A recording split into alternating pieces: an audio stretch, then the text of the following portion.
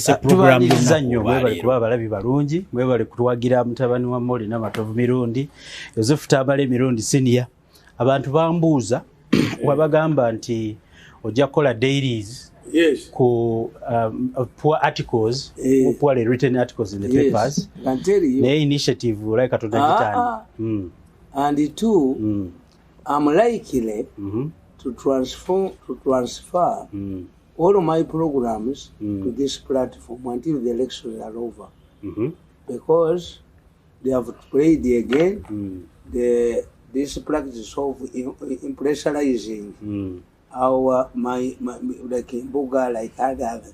I've cultivated a big following, of course, on the internet. Why should I waste time?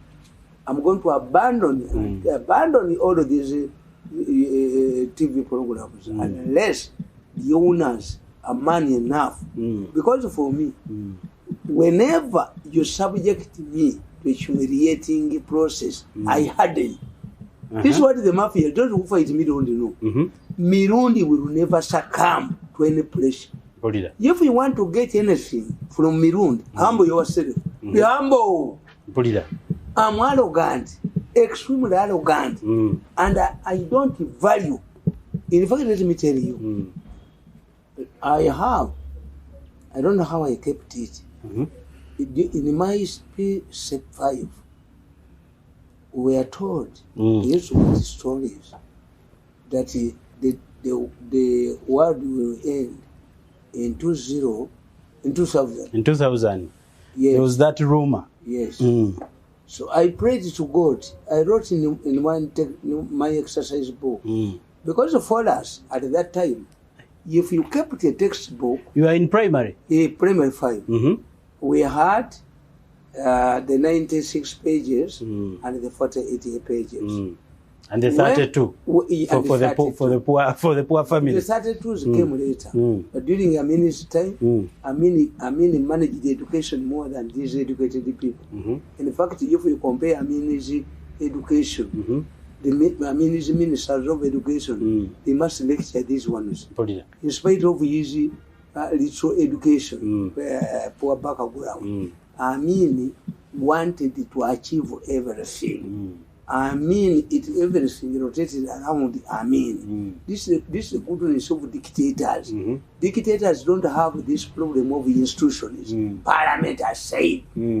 This man from Western Uganda has said. This one has consultants. Said. Consultants. Bogus ones. So, I wrote in one of that exercise book, it would be taken to the headmaster's office, punched. Punching means creating holes into it that you could not take it back.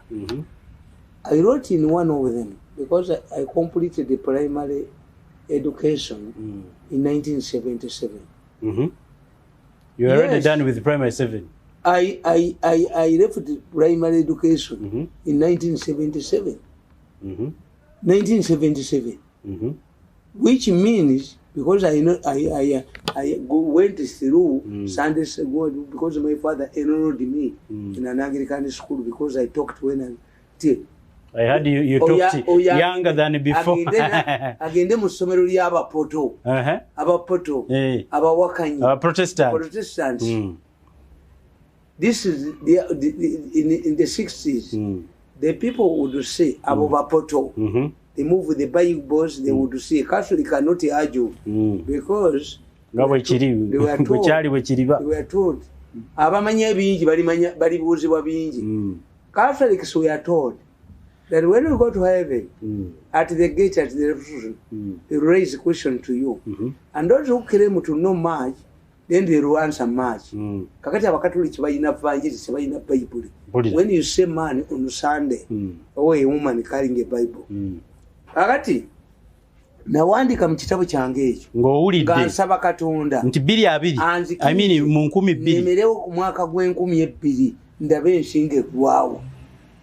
So what I'm living in now is surplus. Are you trying to tell me kyewasaba Katonda ekya 12 kyatuukirira kati oli mu extra surplus Kayutegeeza ki muzeeyi? Ati nkubulira. Are you ready to die? 1972, 77. 75, when I was in primary 5. Our teacher was called Chide.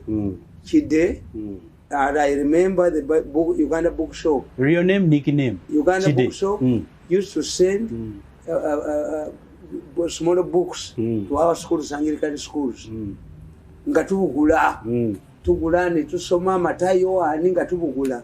I don't know what happened to the bookshop.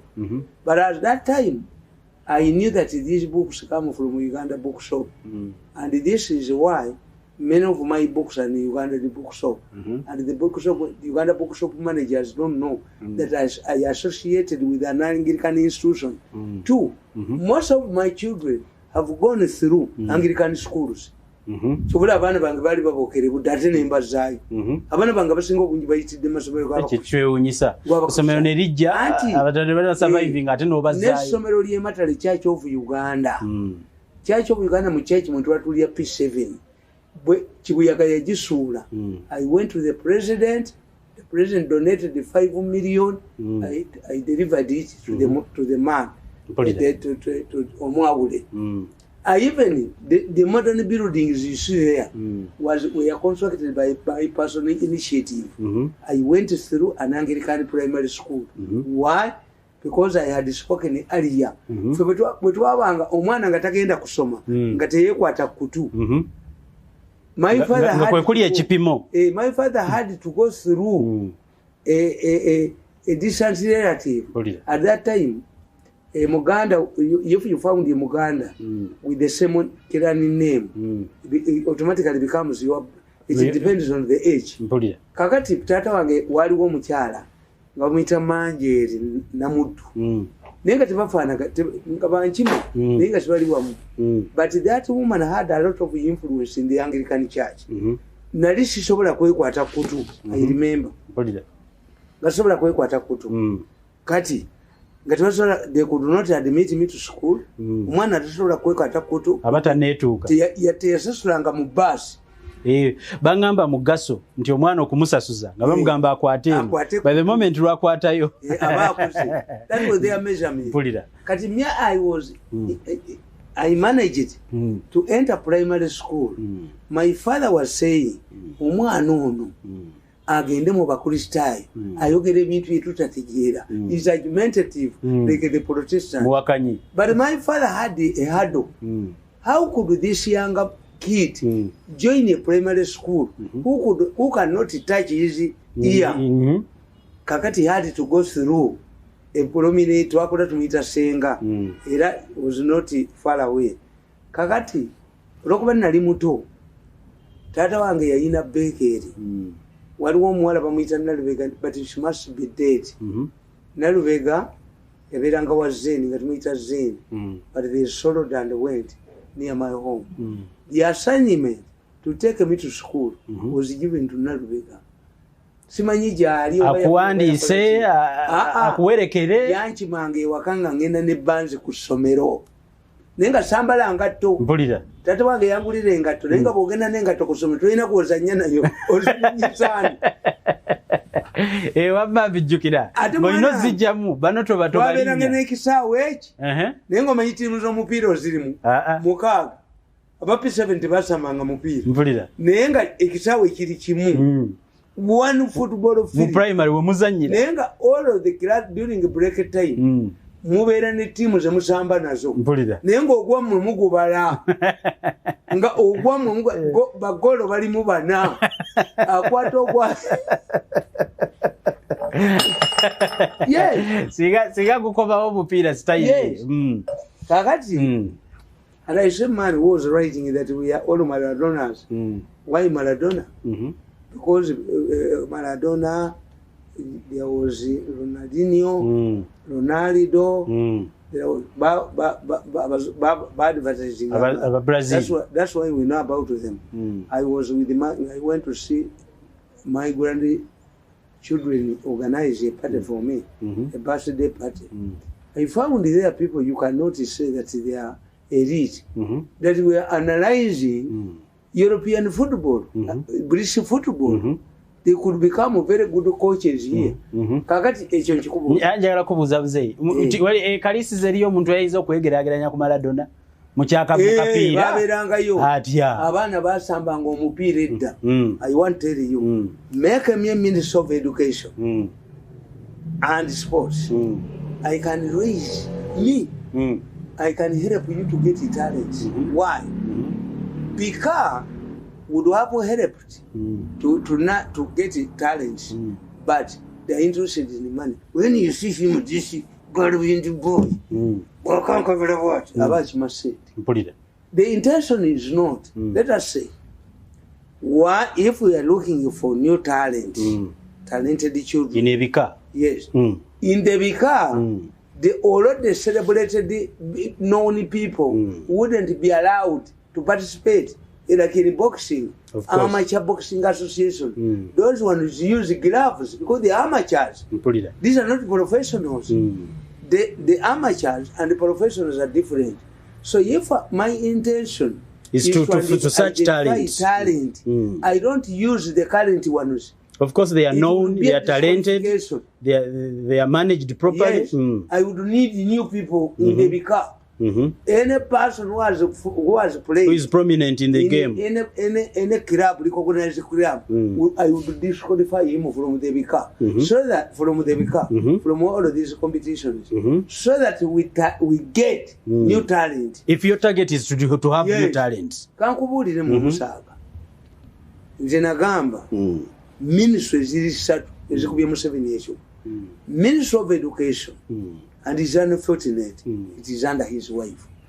It's the Minister of Education that has failed to bring, to produce TV sets and radio sets that would help the people. When the president students. Promised. It's the Minister of Education that has failed, created the confusion because they want to get money that you print examination papers but without teachers. If you assume that students can learn more without teachers, then allow them to stay in their homes so that they come to do exams only. I see. Oyinza okudya omuntu wa P7 nodira akasajja akanagisikano kuba kagala okubba ssente bagala okubba ssente za Ministry of Education. How can you send exams to students whose parents cannot read and write? Of course. The intention is to earn money. But why? The Ministry of Education is an important ministry. Of course. Everything in the Ministry of Education would be. Why is it that when I analyze the performance of Ministry of Education is the same? The people want to overthrow Museveni are using Ministry of Education like in Mbabazi's time. I read you books. I wrote a book and I said how Mbabazi failed the coup. Why Mbabazi failed the coup? Failed the coup. We had people stealing money from teachers' union. We have it now. Of course. The same. But today, which is embarrassing, which means that these people want to undermine Museveni. The Ministry of Education is under the First Lady. The First Lady, in fact, do you know that people feared that the First Lady was using the Ministry of Education to popularize herself? How they targeted this? And of course, it hasn't helped. If it was the target, it hasn't helped. Most of the companies belong to the Muko. Most of the companies that are failed to do services in education belong to Wago. So you're trying to tell me the move to print learning equipment or learning material and you send it to illiterate parents was the wrong one. You see, when they were rating spare agencies, MISO is 29. Monsieur, MISO. MISO is 29. I can tell you.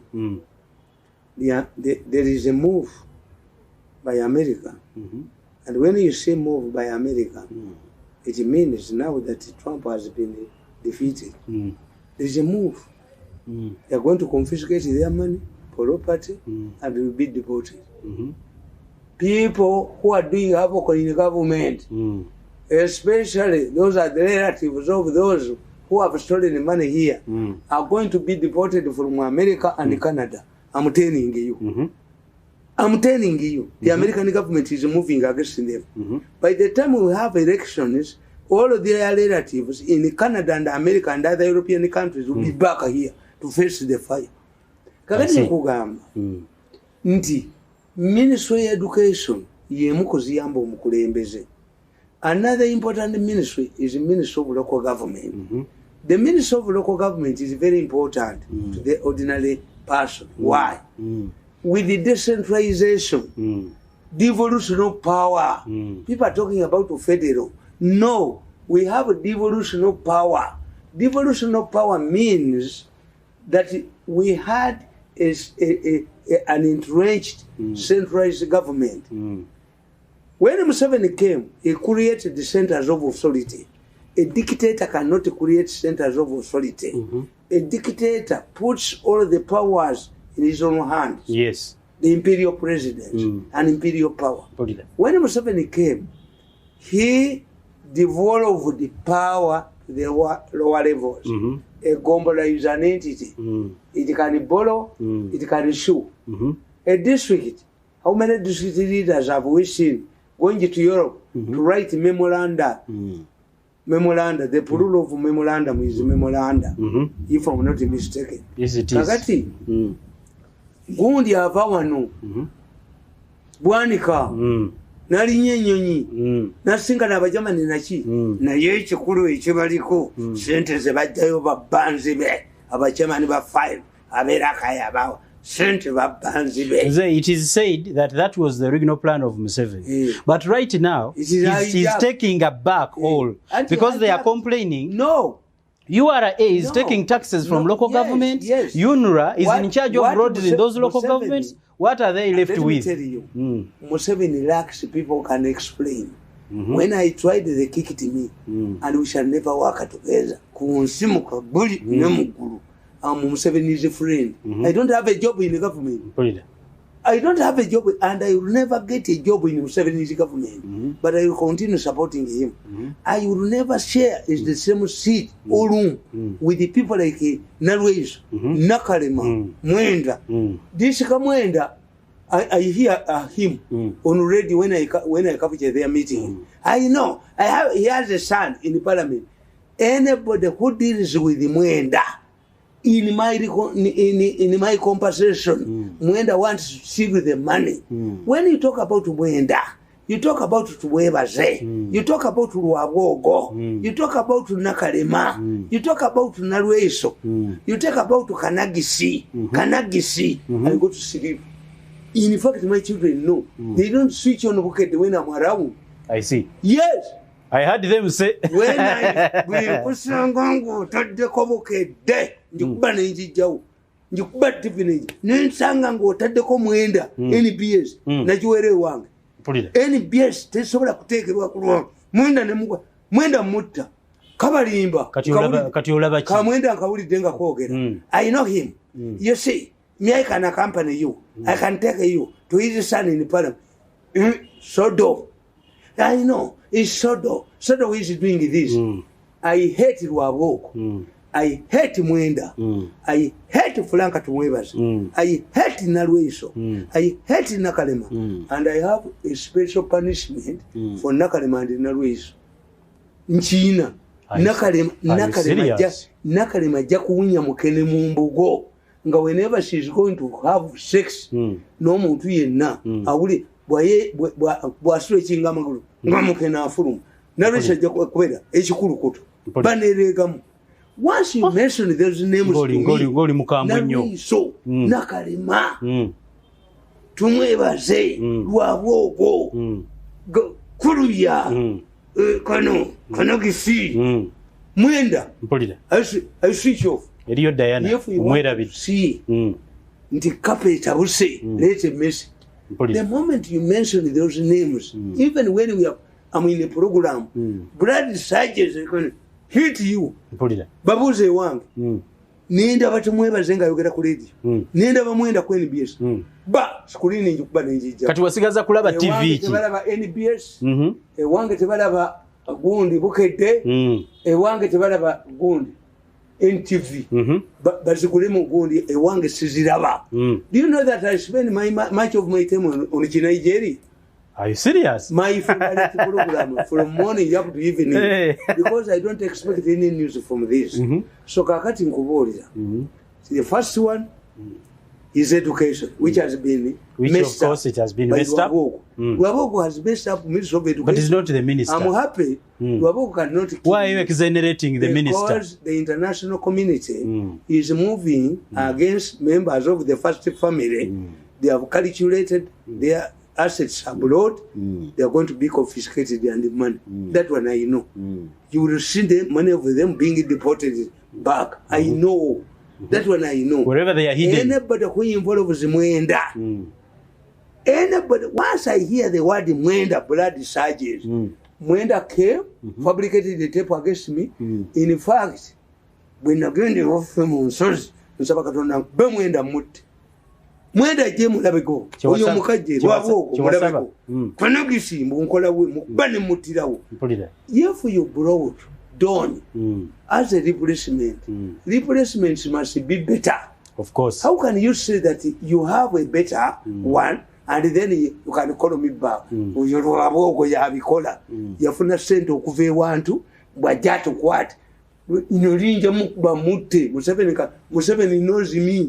Museveni has never appointed a task force. Luabogo appointed a task force for himself. And you opened it. Manange Nyingiremu, Aretana. Is he the one that opened the one office in Kololo? Baina ka office kabwa centers of Zubuni Nagis, Zabisirani, Nejabas Java in Ebisirani. Never involve me. Museveni knows that I can work together. I can work for him. But when I'm independent, or you just sent it, Yazija Sijako Gerai. No, you Zijamba Jatu Wambe, never Besim, never Kolachi. You have done. Why do you stoop too low? Wabogo, what are you fighting for? Wabogo, the international committee is closing on you. Wabogo, Yayononye Gwangalino. Members of the first family. Museveni is a family. Abanabe, Negundi. See, no, you know, Kasabari tell Wabogo. Nevamulo Santa Jackfuge Gwanga. Wabogo, let me tell you secret. The American government has decided. All members of the first family who are in it, and when America says Abama a must wear it, backward, you will end up in China eating snakes. Not Walamata, not Walanyanja. I've written a book about Lake Victoria. Njokalambarago ani Muganda wani Commander Atawanye Nyanja. Aliyeta abantu olw'ennooni Mirundi, even a sack of omo cannot turn charcoal to its original state. Yes, I know. I'm an eloquent speaker, but I cannot risk my neck. Can I go and talk to the fishermen? No, that cannot happen. Can I go to Ankwale and talk to people who have suffered what these people have done to the fishermen is very unbelievable. No, Caesar. Chenyizo Bagamba. Nti Commander ali ku nyanja ajiwamba akuba amato g'abantu abenge gabachi oyo commander related nwani ne is blacklisted. Don't think tinjemba wayo. No, USA ketuyambe. If you abuse your family, let your elder brother come and intervene. I see. Oh, you take Wabo to take phone, wait a mukwate on Naraga. Ya yoga bandange ya yoga yampita embwa. Kati akola akampuni kembonanga ampita. Mulenzi kuno linja kubete nto omutwe. Nagamba mama wa. Mulenzi na nerega mbulijjo. Kantulena imwaso omutwe. Mama nangana. I don't know what will happen if my mother dies. Bamulenzi oyo mutwe. Benyondo mutwe. Nakano kamwenda njakati. Benyondo kabera buli wamu. Mirundi, I can accompany you. I know his son. Can I play the tape? I can expose window when he's saying that he knows my children, he knows everybody, so Rakamba window will kill you. You stink like a marot toilet. You went, you played the fabricated tape against me. If I grab you, grinning quarter, Karenzi grinning, mwenda ne kwata gwe nkutirawo mwenda listen I'm going to play mwenda as tape nkava kubiri entwe anybody kutiriziwe mwenda about me wabwogo kana kasejo kasiro ka franka tumwebaze kani is wasting time. I hate them. If I get an opportunity of killing him, when I kill him. Mzee botunulira ebintu byonna government ya Museveni egenda gwa. Yes. If the closest people from his family, I want to address one thing. COVID-19. Museveni is honest. I support Museveni. You're addressing it as a politician? Yes, not as a politician. In fact, I sent messages to meet Bobiwine. I don't know whether Bobiwine would accept. Bobiwine humbled himself and met me 3 times. I'm now asking Bobiwine in a humble manner to talk to Bobiwine. Because Bobiwine holds the key. Unlike Museveni, who has a disorganized organization, party, government, and what, Bobiwine is a Kaluti.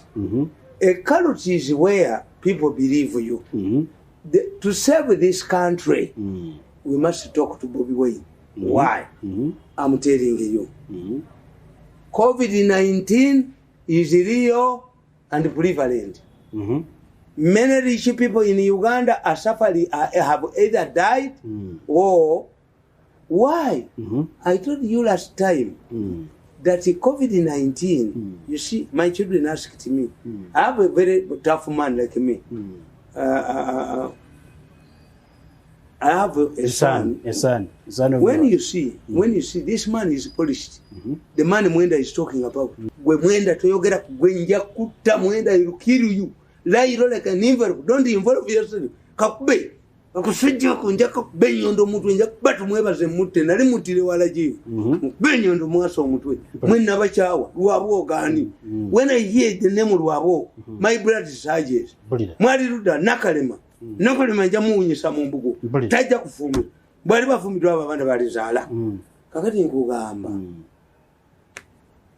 Nti COVID-19 is real. So, Mzee, people are dying in large numbers. You want to make an invitation. You've made an invitation. I'm kneeling. If Bobiwine remembers, the first days, 3 times we met, the telephone calls we had with each other. I want to meet Bobiwine. I'm humbling, asking to meet Bobiwine because Bobiwine has the key. Bobiwine has the key. Even religious leaders should not waste time to go to Museveni. Museveni has adhered to the COVID-19 standard operating procedures. But the problem we have, and the same vein, as I appeal to Bobiwine to meet me, even the international community, European Union and the American government, their problem is to believe that Museveni is using COVID-19 as an election weapon. That Museveni does not want Bobiwine to address rallies. No. I worked for Museveni for 14 years. Museveni knows the prevalence of COVID-19. But Museveni is undoing. Museveni cannot arrest these people. Diana's father, the permanent secretary of Harris, was killed by Wakasisi because of the support the man was giving to Museveni. So the permanent secretary Harris, this is why Diana was the official doctor of the president.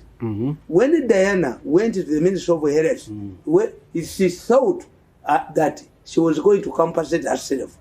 That's away afar. And Diana's sister is married to Franka Tumwebaze, a notorious thief.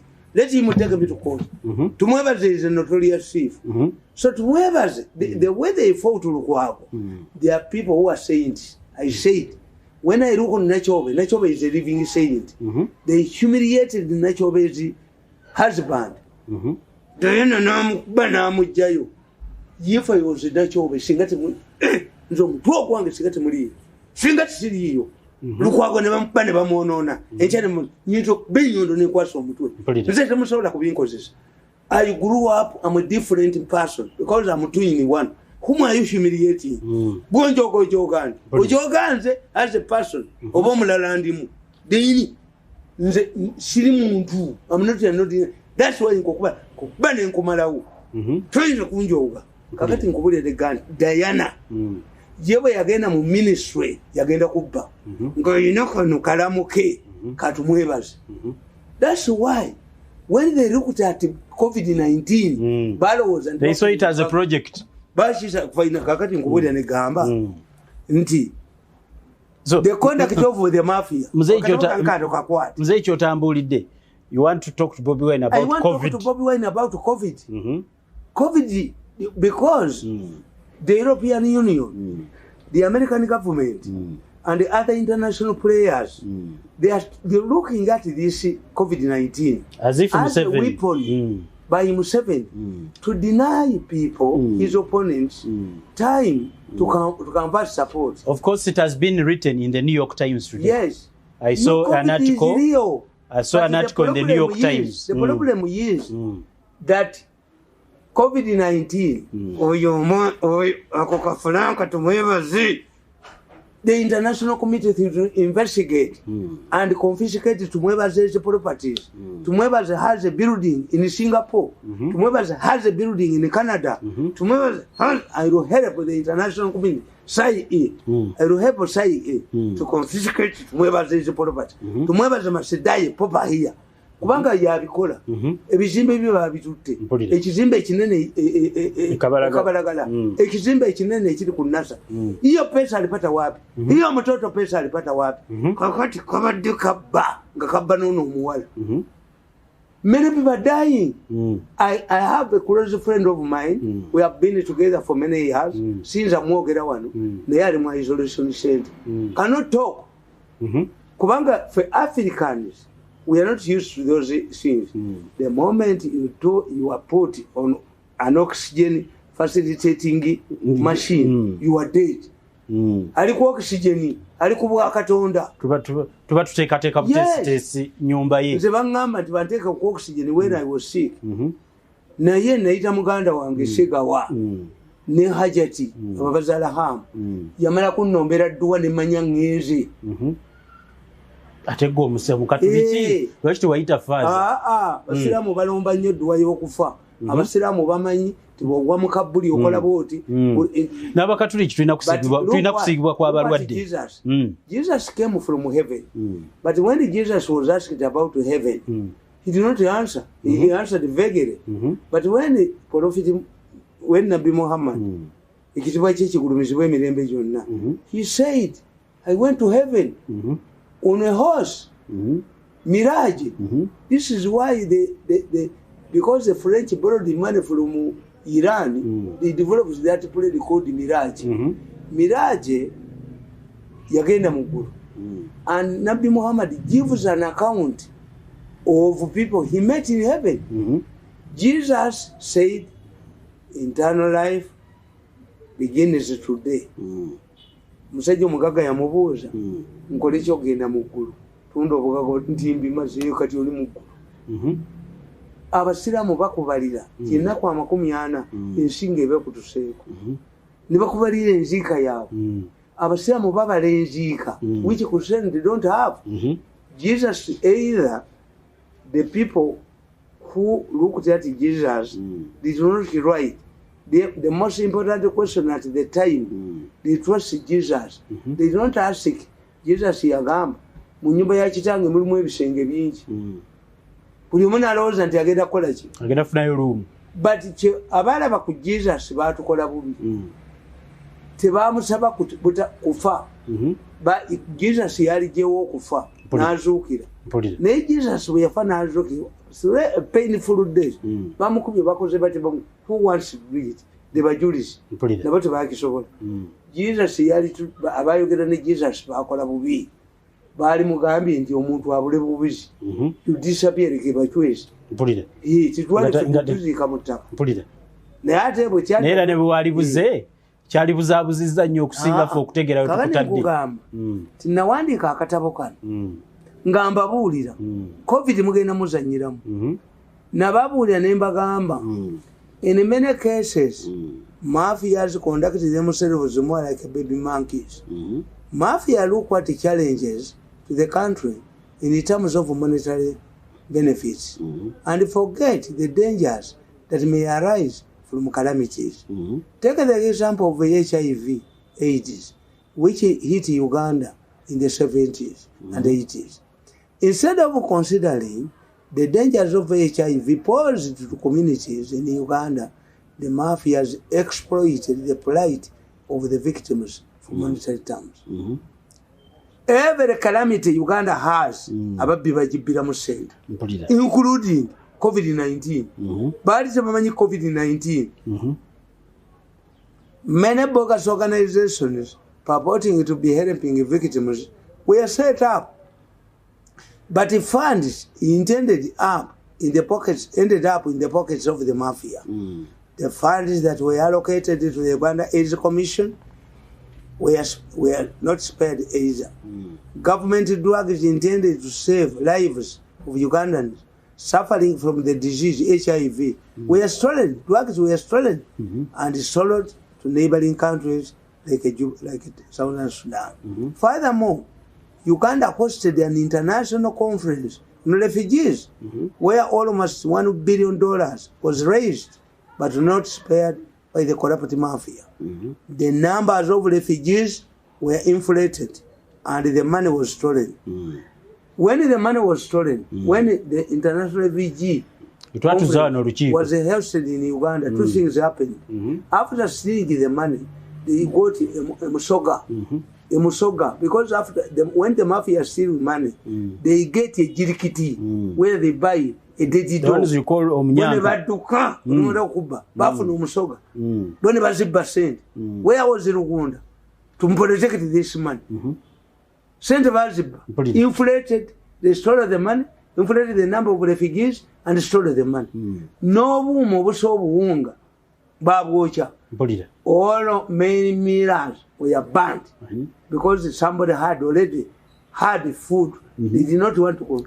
Now you do not do one day. All of these things, the perpetrators of those things will come to be counted and to be arrested. I'm telling you, Kirumi and she. Ngogamba, in the recent invasion of locusts in East Africa, and despite the destruction and threat the locusts posed to the countries, the mafia looked at the invasion as an opportunity to steal money. Unlike mafia groups operating in other countries, the Ugandan mafia, you see, mafias in many countries observe their principles. The Italian mafias developed Italy. Italy is the 70s. The G8. Italy is there because courtesy of the Italian mafias. But the mafias in Uganda? The mafias in Uganda, no. They are primitive. That's why Museveni is having problems. The mafias believed in money. We can buy buy the voters and we take our money. Members of parliament were advised, don't waste your time in the service delivery. Just store your money. And they have a circle in parliament where they reuse the money during elections. What has agitated the youth? The youth have been agitated by the primaries where their voice was not heard. Somebody brought money, regent by Tango Doi. Tango Doi has disappeared. Tango Doi is the man who created this problem of COVID-19. When people flouted the COVID-19, the NRM people had given him money. You know what he said? We shall deal with them, discipline them. You are an idiot. Tango Doi, you are an idiot. A disease cannot. When you flout. How could you say Tanga is an idiot? I'm like a frog. I sleep in the swamp. Tango Doi, I'm richer than you 100 times. I'm more comfortable than you. Like Mukula. Mukula should lie like an envelope. Mukula should lie like an envelope. When the president went to Teso, Mukula rose up, hugged the head, abusing Bobiwine, that he has a diploma in music. Mukula, what do you have? To be a pilot, because the flying school was near you. How many hours did you? Yes, a senior. He's only yes. a pilot by location. Mukula was Proximity. Mukula was arrested for stealing drugs. Yes. Government drugs. Gavi. I remember you wrote a book about Mukula it. was always saying that it was not him. That book is called the Mukula and the Gavi. Mukula was bragging. The first person to be arrested must be the n.u.p for Ruhama. Mukula was saying that Museveni feared him. Mukula had undermined the government in the east as the vice chairman. Mukula stole money from the Amaka boys. He stole money everywhere. I know Mukula. I can demolish Mukula in a day. And now he's saying Bobiwine has a diploma. Yes. What does he have? What does Mukula have? Did Mukula go to Makerere University? Mukula went to Nkumba. Nkumba does not care whether you have principles or not. All of the, they just take you. All of Ugandans went through with the fake academic newspapers move. Academic papers. Display degrees from Nkumba. Nkumba does not follow academic principles. Even those who don't have. All those majority with fake papers. Uganda, Nkumba University. Mukula Lairo. From America, from where? Mukula. Museveni should not move with the people like Kalolo Kurutu. Kalolo Kurutu was the chairman of the National Task Force. The money was stolen. Gari yuko wapi? Kalolo. Gari yuko wapi? Gari yote yuko wapi? That's why me I cannot work closely with Museveni. Even if the president says that you come, I become a runner player. Because these people believed that if election time comes, Museveni will just call him, put him, Museveni knows the type of Mirundi is. In 8 years, since I left the State House, do you know how many times has met me? No. People think that we meet every day, that they communicate. Mirundi. What do I want from President Museveni? What do I want from Museveni? One, I spent 14 years with him. Anything that I did not get with him from that time, I'll never get it. So I'm one of the Ugandans who don't agitate, who cannot pay coin to meet Museveni. To meet him for what? Who can't pay their $100,000? Yes. The president cannot call me to meet me. Why? Museveni knows the type of brain I have. Even if you go to Museveni and you tell him that Mirundi abuses me, Museveni will always tell you, go to court. Because he knows. Can Museveni call me? Museveni I tell meeting, but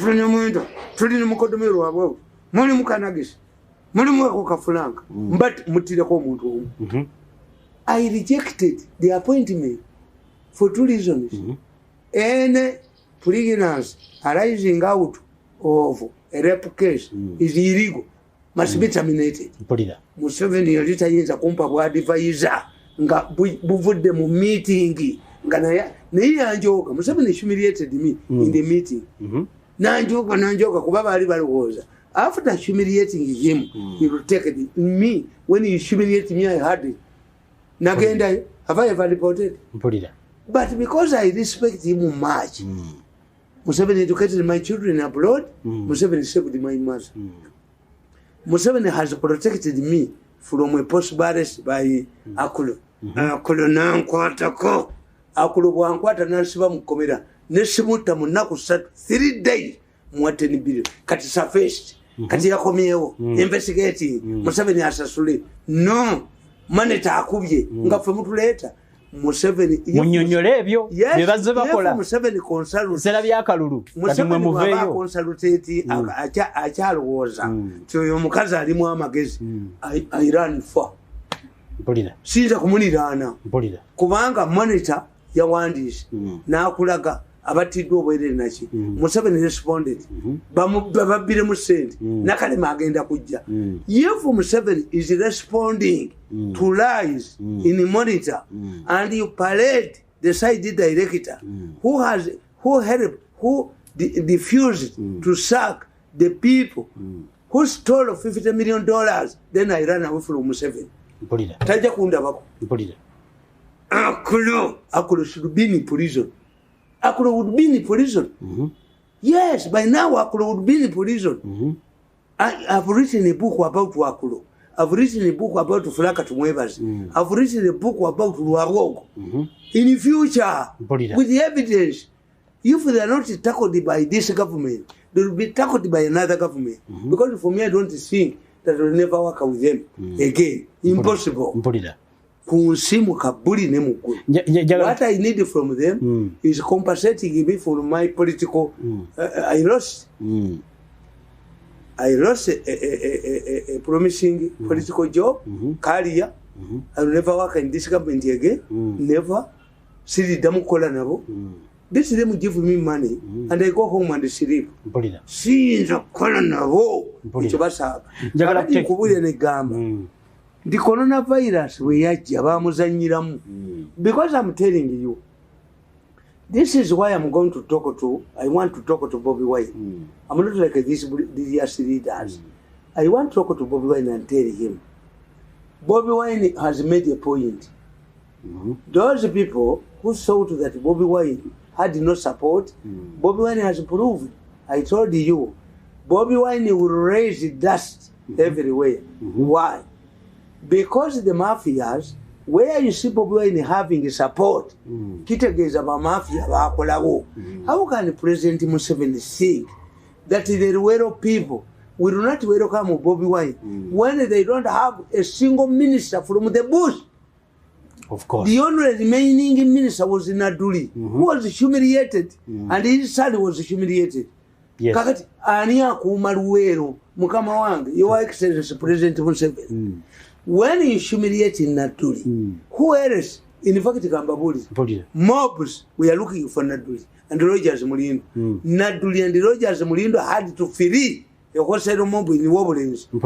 Their houses are named. The people, these boys told them, we rather do with Mirundi. Mirundi ye abavaamu na abakuba. Negwe Naduli. Toina site. Ochabawuliriza. Nga bakujoze. Mulindwa nokkiriza ne bakujoga Rogers. But Mulindwa alabika ya percent. Mulindwa wakola wabbawu. Kubanga ina some properties in Wobulenzi. Until he was the advice, don't buy more assets. Mulindwa alabika mupi. Chovola vamu. Chovola tatanye ganga ajogeddwa. I'm preserving myself for future government. Sirida. Nti abana. Abana bange nabo bandi bubi. But I told my children a family meeting yesterday. When my father was dying, tata wange nze nakula naye. Era yali amanyi ne bwe yali atugabira ebitundu ewali ennyumba ye yagabira wonse. Ng'agamba yali amanyi nti nze njagala nnyo ekyalo nkulidde mu bantu. My brother confessed ti abantu baali balowooza ti Tamale Mirundi yagenda okusikira taata naye ate oyo ye mukulu waffe twamulispektinga kuva dda. Olaba nange omugagga aweera abaana bange school fees. My elder brother nange kenyini ampeereza ne ssente ku ssimu. Ffe twamulaba dda atwalanga baana be ye obusika bwe yabulwanirira. Nange sebo nkola ekyo abaana bange gwe naawe oyinza okukola ekyo nsobola okubula ku maama wange ennaku bbiri n'akaba n'azira emmere n'abagamba omwana wange yafa lwaki tajja kundaba ne banoonya bukubirire ne banoonya ne bamuteerako TV ne radio timulamu nti oba byadda kuba maama alisha mwe mbabuulira nti bano abantu baazanyira mu COVID. Kakati today Museveni balowooza ti ayagala kulemesa Bobiwine. This is why I appeal to the international community. These people are giving us conditions. Me, I support the Americans. Move against property and assets against members of the first family, as you did, and their associates. Sinzo kujoga abantu. The area should focus on Mwenda. Franka Tumwebaze has assets in Singapore, Canada, and other areas. Kano, Kanagisi, Kanakatu, Badekatuonona, Wabogo. Some of Museveni's family members are poor. What does sort of have? Buffet by Nature. I don't know. Tebayina. I saw them showing a lot of power in the same area. I can help you to reach Mirundi Abali. That boy, Chikube Mirundi is cheat. You don't burn mutta. If you can see my son, come on, Kube. Kasajo good in Tui. You don't buggle in Kumarawo. Kakatun of Sajo, Babuati Purpatizabu, Umusajo, Yokan. Kanuyaka Jacob property in Uganda, Kaine Singapore, Kaine Canada, Kaine submit asset Siza, Kanuka Fulanka to Mueva Zam, Bakabe, Waboko Bay, Kanuka Sajaka, Silva Beck, Kamwenda, Bakbe, Bakbekana Sajaka Kanagis, Kamada Kuba, Kanagisi, Mumugano Gendewe, Mumume Visa, Kanagisi, Beva Mutilewa, Kakatin Bagam. Why am I tough? This day. I'm tough because I don't want Bobiwine to think that I'm a messenger from the government. Bobiwine should help us. Bobiwine, if you are watching me, the international community, COVID-19 is real. COVID-19 is prevalent. COVID-19, Museveni, whether you say Museveni is not looking for excuses, no. I agree with Chagulanyi. This is why I read this book. Diana, Museveni should arrest Diana, Museveni should arrest Easy Sasti. Dr. Mwanje explained to us, you deceived the president that you are developing a vaccine. Mwanje, tell us where is the vaccine? Vaccine you go up Mwanje. If we don't, I'm going to publish your names.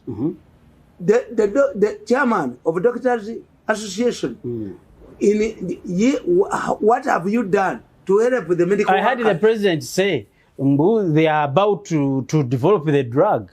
Where is it? In the president's speech. They began, you need to dance before. You cannot dance before the reason is made. Need the Dr. Mwanji. You come on TV as you used to appear arrogantly. This boy who is close to the president, president's assistant on HIV, about B, about smart. I will incite the population against you. Put him in prison. I will incite the population against the National Task Force and Museveni scientists. We want to know how far have you gone to develop a series. Don't lie around. How far have you gone to develop? Mwanje does not have. Mwanje and his colleagues cannot develop a tablet. That's all. Ubongo tabu Mwanje. Mwanje, come. What I want, I'm going to incite people against you. Because Museveni depended on advice from Museveni scientists. Everywhere, according to myself, Mwanje, and Diana, and this woman. We want you to come back on TV and tell Ugandans what went wrong. In science, yes, in science, even in the political science, we say, and expect results. When these people were fighting me, did they know that I'm a terrible person who cannot compromise? Then I will expose them to the international community. Even newspapers will say unexpected results. So we want the Mwanjes to come on TV and explain their lies. Because look here, this is a Kenyan newspaper. It is a Kenyan newspaper. Because why am I concentrating? Why am I concentrating? Why am I politics as test start? When am I concentrating on Museveni scientists? Because they believe they proved that we are intelligent. Using their CVs. There is a doctor who is close to the president. Obama wa manyina. Najoka abantu n'abajoga. Waliwo assistant on HIV. I have 3 medical doctors. One is in USA. The 2 are here. I want anybody to harass my children. I pay you in the same currency. I've defeated the mafia. Why am I giving you? Kenya made the same mistake. The Emiri, the research center of Kenya, deceived the Uhuru Kenyatta that were developing a vaccine like Mwanje and his bogus team who cannot develop a syringe. You don't have an organ to urinate. How can you have an organ to make a baby from a woman? Mwanji. Obulenyalo ofune swera. Ugandan scientists cannot produce a tablet. You cannot produce a tablet. How can you produce? What do you want these doctors to prove? Hey. What do you want them to come out and tell the public? Let them come on the TV instead of allowing Museveni to explain. Let them say the battle against COVID-19 was mishandled and we apologize. Uganda need apologize. Get a documentary. Visit all the hospitals which are full of COVID victims. Go to functions now. Tebachazika na kuzika. Sente za baadhi banizigwao. Dulitu bale a victim COVID-19 victim bali ya milioni ana. Nayona. Dena bwe mukomera. Kana kaza kaino mutaka. Bwe mukomera. Ono nabaja bwe mukomera kwa wasente kola gundi. Tuyoke tugende mu bantu bagambe. Ntibali mukomera. Yedda yana inakubera mukomera ne mulamu we. When Museveni moves with Kalolo Kurutu, I cannot accompany them. Kalolo Kurutu symbolizes the failure of COVID-19. She was chairperson because she was defeated in Ankole, in Buche, in Zai. No, you never see me. Where Kalolo Kurutu is, I have no problem with Kalolo Kurutu. Kalolo Kurutu is the secretary, Nangan is the secretary. Kalolo Kurutu, Mukwano Gwange, Tuokiragani. Ne Kalolo Kurutu Nayakirize. Don't be near the president. People like Mukula. Mukula, you stink. Mukula, you stink. Funga muduma yako. Mukula, you were senior for dropout. The only thing that helps you, you have a license to pilot a plane. You are like a taxi driver. Mukula, you are a taxi driver. Funga muduma yako. What happened? Is sincerely taxi driving comparable to a pilot? You are convict, Mukula. You have nothing to add on. You are like a discount kagal of West Nile. I'm a gateway to Aboko. You are not a gateway to Aboko. What have you built in Kaboko?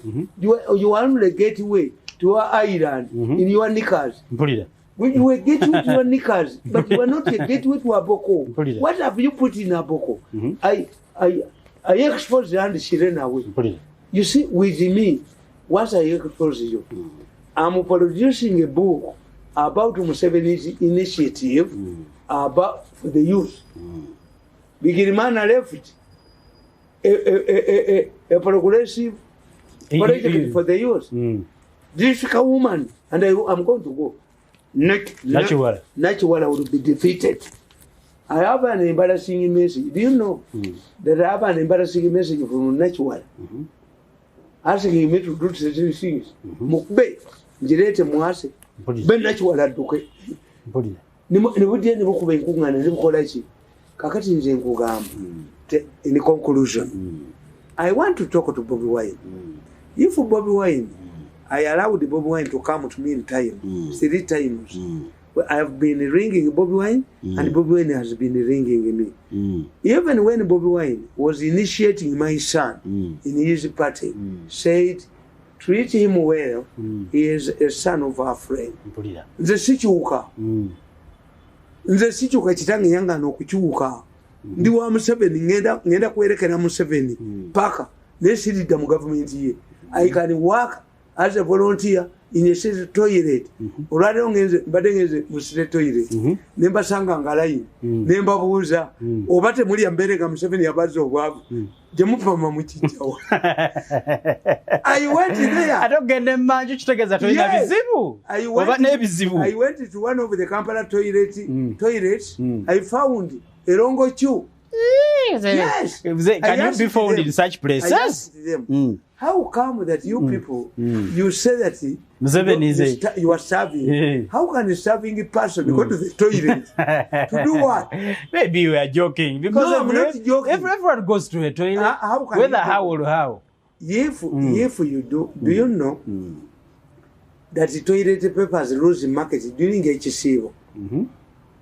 Many hotels. I don't know. Yes. That's why the fasting Muslims must drink water or bananas because the intestines need to be softened. But I found a city. I stopped my vehicle, went there, and they are happy to see me. I had not gone there for the same purpose. I found a long queue. And you were curious to know. I asked them, you people, you are saying that you are starving. You eat 1 meal a day. How come that you are lying to Kupama? A person who has not eaten cannot lie to Kupama. They laughed and agreed with me. Yes. So now, why I'm using the Kenyan example? The Kenyan medics are dying in large numbers. I wish it happened in Uganda. But because Uhuru Kenyatta was told, was deceived by like Museveni, that the local scientists were going to provide a vaccine. This is a virus. I read medical journals. COVID-19 in Uganda is different. COVID-19 can strike you several times. I've had before you know relatives of me who have suffered COVID-19 and have recovered. I know my close friends who have recovered from it.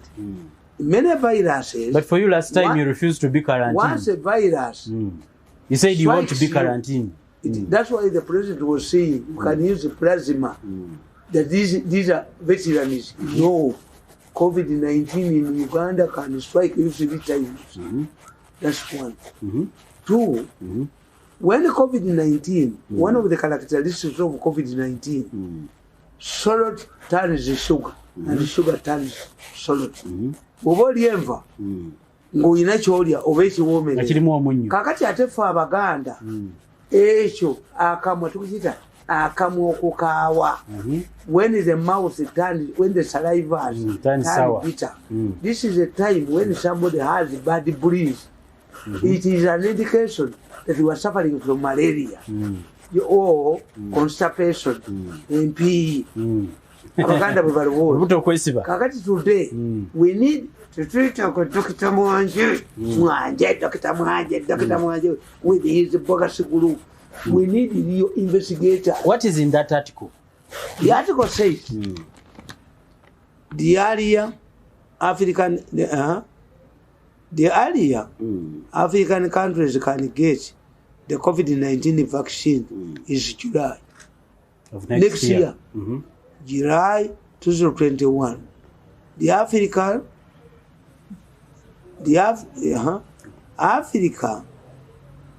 Centers of Disease Control and Prevention has said, Dr. Mwanje, that's Mwanje, all this closeted of the president, sit here. Dr. Mwanje, Dr. Diana, they are not known. Go to Google and put their names there. Whether Google will tell you who are they. Dr. Mwanje, these are scavengers. As you read, let me try to put Dr. Mwanje in Google. That the shortness of time for scientists developing a vaccine is not the only headache that the team of Kenya Medical Research Institute, KEMRI, welcome. That's programs will have. They are told KEMRI is a Kenyan institution, like the research center. They told the President Uhuru Kenyatta, give us money to develop a vaccine. Like this Dr. Mwanje, and this. Where do you find a scientist who can look at the ventilation system of a building? I don't know whether Mwanje works in the virus center. I don't know whether this man, a doctor who is a closet of the president, has ever worked in this. I don't know his specialty. Are you a surgeon? Where do you go, gentlemen? Yes, you are close to the president. I don't know what is his other name. Dr. Mwanje, Aruna.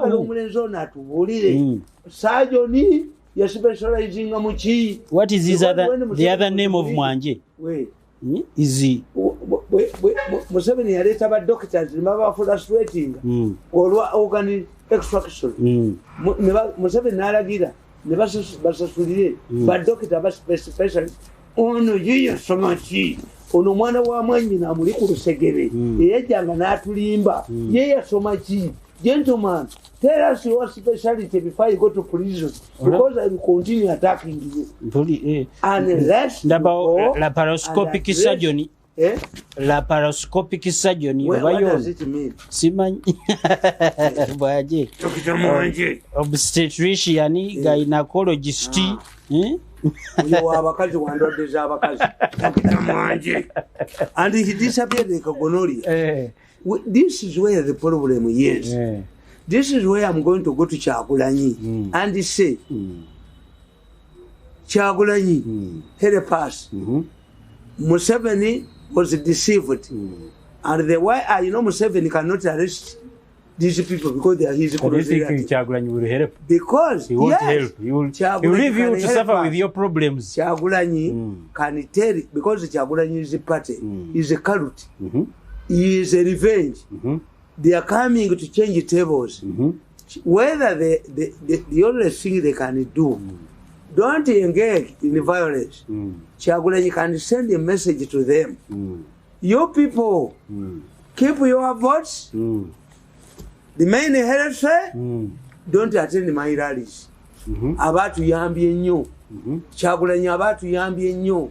Bwagana abantu. Kubanga akati bana baba Museveni n'omwana wa mwanyina n'amufera nakona akagamba musimanyi personal assistant nakone kabba Bobi Kevudde international community Diana naye musuma naye nabba kakati tulina problem ya covid chovola nti international community ebalabanga abeyambisa covid okugaana abavuganya aliriyo covid is real. So you want Bobiwine to pass a message for myself with the money from the international community.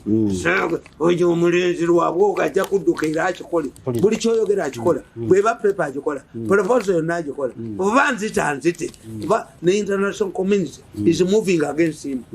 Tayinza kutweregamu bajja kumutunda buli kamukola kati ntekyagala international community to make a documentary tugende mu bifo biri because I've told you when COVID-19 appeared bayagala umukola mu sente not all hospitals treat COVID as if mwaga amalwaliro which is reserved for COVID. Mukyala babadde ebiviriya abajja mukyala babakuba ne babattirayo lwaki abantu abali mu isolation centers bakizula tewali kye babawa do you know yena alambule ku ddwaliro bamubeba mwasa omutwe mwanja alambule ku bamubeba mwasa omutwe ono close friend wa president bamuyita uncle ajeyo omutwe wakitajjayo omutwe come on TV next time come on TV kakati mpulaga akalala kakano COVID is real. Avoid the COVID. Bano babbi basuma. Singa COVID tumuloga nata kubana baba no bamwanje ba. Okakute muze isikalaba bulungi. COVID is real. COVID-19 drug. Because clinical trials. This is a newspaper from Kenya. Are you still tough on Kenya's truck drivers? No. Clinical the trials are in Africa now. Kicks off with Kenya. Yes, which means Bobiwine is doing us a disservice in the short run. Bobiwine wants to crowds. No, Bobiwine. Tell these people you have the support. Omanyi wano Museveni yakwata Gaitano n'amuyita Gaitano awulira abavubuka Gaitano kagwa ava big brother Gaitano ali mu capital musanga buli lunaku Gaitano akola ki tayina kakati Bobiwine ye talinga Gaitano talinga kusaasira talinga ono simanyi mbuga wamanya gundi mpologomekayi basajja mivule mbuga ye musajja baba yagala omulwanyisa nakati bamutiisa nisi mwangu basajja mivolo ine mundu ono balamwa ine mundu basi bate mukisomyeko mugende mugwire mucekinge mulabe basi pate ya Saddam ya arming abantu before the American invasion nibabalaganga bakalakala ne muntu oyo balamu gwe balamu tokalakala na muntu bajja baba kutegwe omusajja wa UPC yakalakala ne muntu again ina mugongo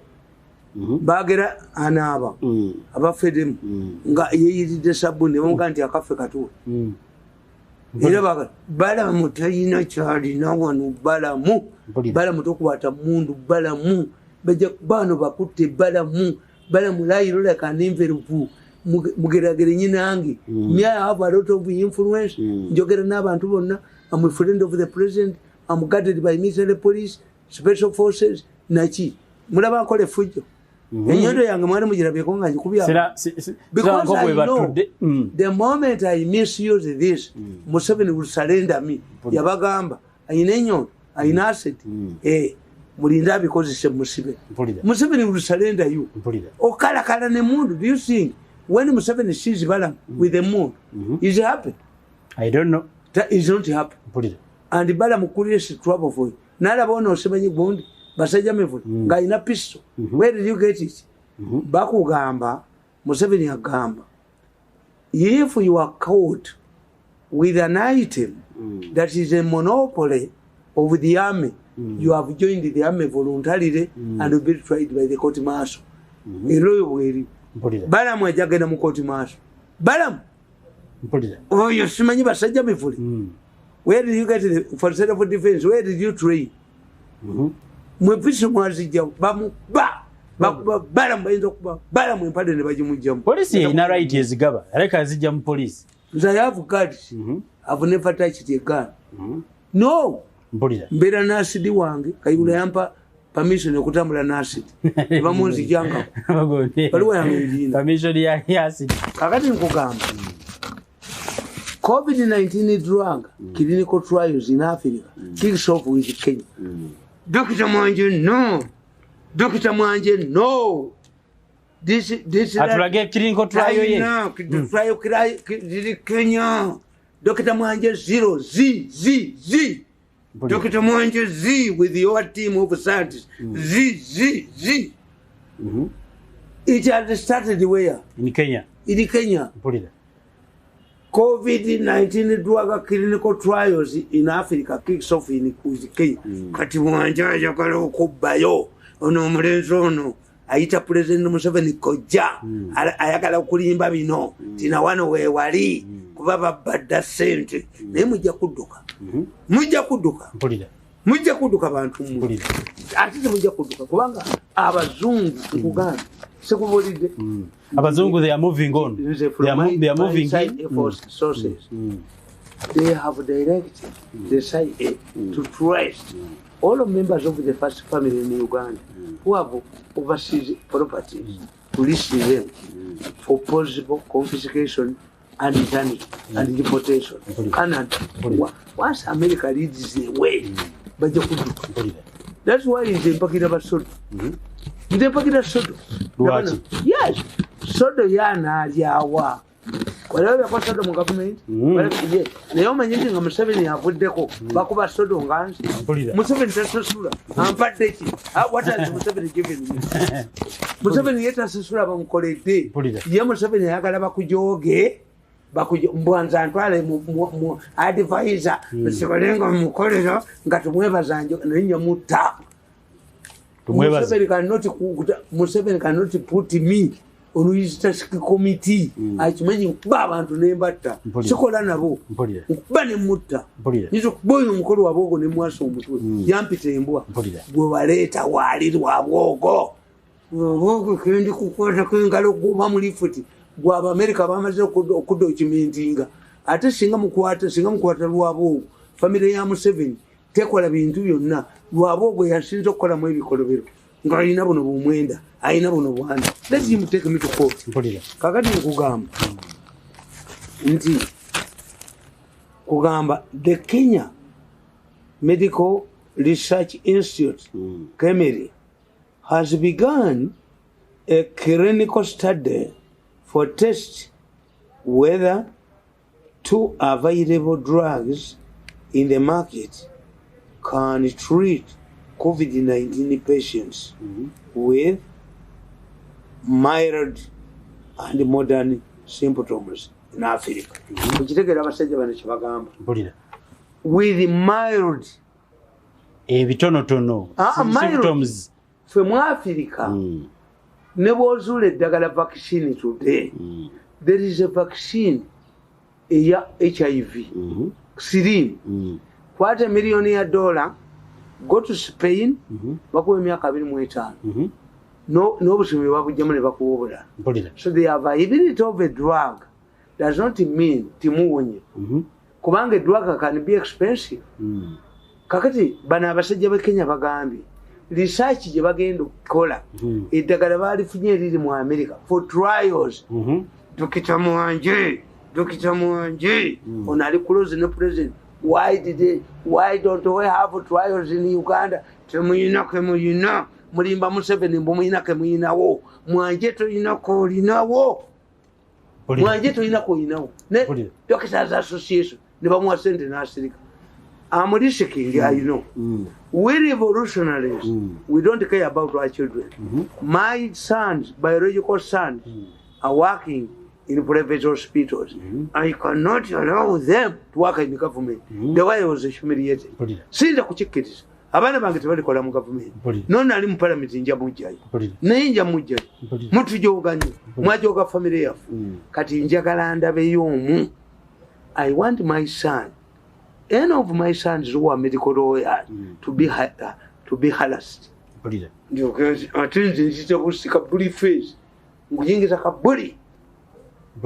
try to humiliate my son, my children. I have told them not to work in the government because I have enemies in the government. I have survived the poison 5 times. I live on expensive drugs. Nabatamwa, nabachawa, nabachawa nyu. The only person I like in this government, museveni yeka. Singo jiwa nyitu benyondo nemkutira. Kakati je bagamba. I'm begging, but a man cannot kneel with a fellow man. Even in Uganda, why to be men kneel before the Kabaka? Because the Kabaka is a buffet. Are you saying the Kabaka is a homo? Kabaka Mwami, Umana Wagant Bamwaze, is the Kabaka homosexual? That he is a husband to even in men. Mwanga was a homosexual. Kabaka bw'omugamba nti mwami nakuga nti fungule empale ukaana gwe obusiru bwamwobo abasajja Kaganda bwe gakola opportunistic kabaka bamu oyagala bagambe bakyamuse kitiibwa butiibwa kabaka abasiyaga mpulira kakati omwana we waga nti dadi bawaze nze buli boogera nti Ssaabasajja Kabaka baffe ennyuma enkankana I touch behind Mayanas. Babalinga bagamba danga agenda kunyingira. Ayo homosexual. Mayega. Ayo homosexual. Because Mwanga was a homo. Yo bafwe. Nawe niyo musajja akoze. Bogere batya. Bana interview musajja akoze. Interview Mayega. Ngalingo omusubbawa. Kike kimulya. Mumukebere COVID. Naye kisinzo kunsajja. Kanagisi. Kanagisi talabiseko. Mumisinde. Kanagisi talabiseko. Ssaabasajja Kabaka alonze Mulonde tumwaso omutwe ne bwanaddukira ebbanda tujja kumutolayo tujja kumukwatayo tujja kumujjayo tujja kumufatayo tujja kumujjayo kanagisi kana katono kakulu akasiige nagisi. The man new vision is always with reforms in the Ministry of Education. They are going to do this. No, the time for reforms in the Ministry of Education has gone. You failed when in charge of Ministry of Education, and some of what you say is contradictory. It's only because I don't want you people to say that I'm fighting the first lady. But all of these reforms you are making in the Ministry of Education, teach me color. Before, little big banning man. They are intended to grab money. Why didn't you reform? Because I've said there are 3 ministries that help. Key. They are key. The Ministry of Education is very important. One, if Museveni takes children to school, he gets 3 votes or 4. The beneficiary of Museveni is going to school, gives Museveni a mark. The 2 parents give Museveni a mark. Mother and the father. Her siblings, all his siblings, this student who didn't have seen a blackboard, Museveni gets votes. The Minister of Education is important. No, omukoto yajiyingiramu najifula amakampuni akage nakuvayo abantu. No, the Minister of Education is dead. How can you expect me to explain, to defend nti TV teziriwo negundi teziriwo gundi yazibba gundi yazitwala naye mutusonyiwe mu Museveni akalu bilioni lukaga mwata kata Museveni mwamutira akalu radio bazibba mutusonyiwe mutuwa akalulu wani akuwa kakuti yoyo abali mu ministry abantu bakuleta emisindo banenyezawa. I cannot defend you mpulira mwali mubikolanga mubimanyi mwatekawo enagisiya mu mujejiremu mpulira mwina spokesperson wa Minister of Education. I will not defend you on anything. If there is a ministry I cannot defend is the Minister of Education. Ono nanyini buyinzi ono atujoga yajifula hunting ground. You move to Minister of Health. Who is there? Diana. Who is there? A relative of the president. Ono yeyita doctor. Oba yasoma kisimanyi. Simayiri nyali. Naye wali nonyeza mugogo. Mpulira. Mujiononye. Bobiwine is using COVID-19. How come that this doctor who is close to the president, I think, is the son of one of his sister? If you cannot defend, they expect me to defend it. Let anybody ring me. Jangwe wange benyondo mutu. Mwateka wenagisiya mu mutije. Tugenda kumaliriza program. An important minister is local government. Who levies taxes? Museveni fights michomo in the markets. Museveni says abantu bachayi Museveni bannankamba buli. Museveni abantu bali bamuwagala. Naye Museveni bamusiize nagisi. Omwana ne bamugoba ku ssomero. Taata we n'agendayo. Nabaga nti bannange mumuyiikize kuti mwalonda waaki. Mwalonda bubi. Next time don't vote Museveni. Ku ssomero. Abaana bali bameka. Mpulira. Omusomesa baagamba nti mwalonda bubi. Mpulira. Abavudde mu Uganda Revenue Authority n'ennyindo zaabwe zino ne bajja ne babaga nti baneke omusolo twasasula naye mwalonda bubi. Mpulira. Si ffe tubaliko. Next time change. Ne babakupa Museveni. Kajina gye yava kajina. Nosanga oluguudo olwakajina abagondi nga bayisiza oluguudo mu kibanja kyo tebakusasula. Abazze okupima okukola bannange siina wensula. Mwalonda bubi. Abakajina bennyini naye yalonda bubi. Kajina yatuula wano ne fasiri natuula wano emukono tebafunye masters n'abava mu ofiisi ya Kajina bamala Museveni nagisi n'akola enguudo enkya ne zivaawo. Kakati nojovaawo abapoliisi bagamba batya abantu tujja bakuba nnyo mu kiyiwe ekitukubisa emiggo mu kiyiwe ng'ekyebulaaya bonna ba Museveni. Kakati bene katubooze ffe mutusuubira kukola ki? Kudefendinga. Sifuna sente zammwe. Yes. Mbabazubira kudefendinga. Sifuna sente zammwe. I work with my own money. Programu zange zonna nzeyimiririza nti ono omulenzi kuba wali wamuwadde sente lwabwogo mbwanteeka mu ttiimu ye. Mpita tutule mu nkube mulenzi gwe nkwasa omutwe. Kakati Museveni ffe tumuyimiriddeko ne babagamba nti bannaye kye muba mukola mukimanyi. Scientific election buli omu agende ku TV ne radio. Bobiwine bwagenda ku TV mukwata kuba mwe tumuyina babogerera ntwe ye pusi abogerera ki ono omuko yalaze ejja okwogera ali buli sente bwatufuula embwazi naye let me conclude. Anybody who deals with ntwe ye pusi, the people I hate n'okwata mwenda n'omuteeka mu ddiiru yonna ebanfu ntunula ku B. I can look inside a field latrine, but I cannot look into the face of Mwenda. We shall never meet anywhere. We'll see. Anybody who accepts to follow Mwenda's advice. I hate Mwenda.